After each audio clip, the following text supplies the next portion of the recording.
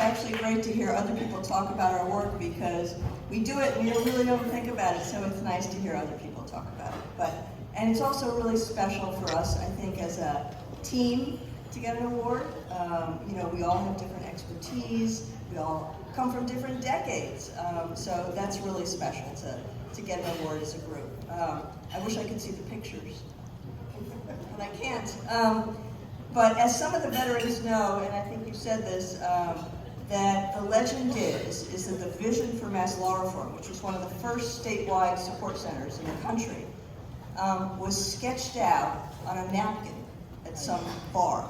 That's how it all happened. I think that, actually, I wanted to see how many people were not alive in 1968. Raise your hands. Oh, good! Yes! That's great. Half of mass law reform, that's right.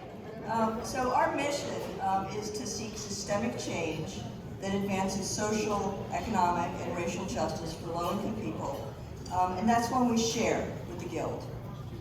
It's the type of change that takes time. It takes time to push against the decision makers that blur the real issues that people living in poverty face, and they also are disregarded because they are the decision makers in power. It's the type of change that requires us to be strategic.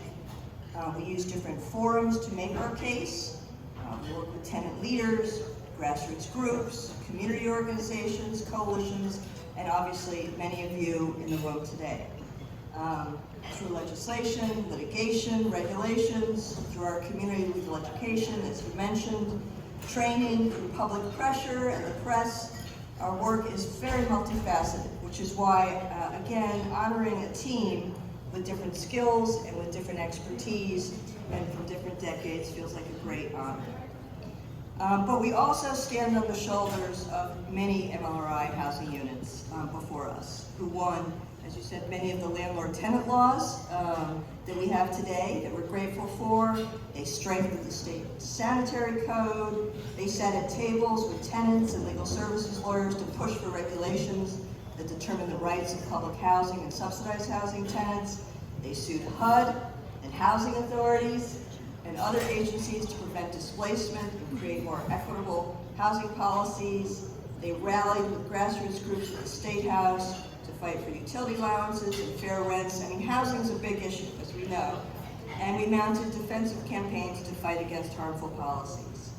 To all the MLRI housers who've come before us, it's been an honor really to build upon your work, and that's one of the things that is very important for today. And to my colleagues here tonight, it's really an honor to receive this award with all of you.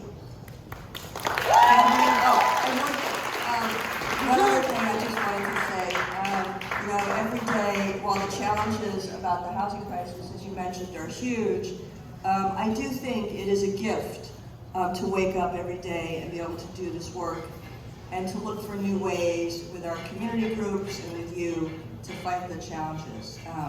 So enough with the past and on to the present, which means an iPhone. Hi everyone, my name is Mark Martinez and I'm honored to be able to say a few words as the newest addition to the housing unit at MLRI. That's not necessary, thank you. A common and of course true refrain for people that do the work of justice is how we stand on the shoulders of giants. And while we all do certainly stand on the shoulders of those that did the work that Annette mentioned, I am personally grateful to work along the giants of the housing world that currently make up the MLRI housing unit. Their tireless advocacy has led to some of the most meaningful advancements in housing rights and tenant protections in recent memory. Judith Liebman's advocacy in 2007 shined a national light on the overlooked problem of tenants facing eviction due to foreclosures, which led to the passage of the Protecting Tenants at Foreclosure Act and protected renters all over the country as we are all feeling the impacts of the foreclosure crisis. Annette Duke, along with the Mass Union of Public Housing Tenants, fought tirelessly to protect the Brooke Amendment against a Republican-led U.S. Senate to ensure that public housing all over the country remained affordable to those who needed it the most. Andrea Clark laid out a clear example of what it means to be a community lawyer by not only helping people keep their homes during the worst of the foreclosure crisis, but by helping them turn into leaders and organizers all over the Commonwealth that are now at the forefront of the housing justice movement. And I haven't done too bad for myself.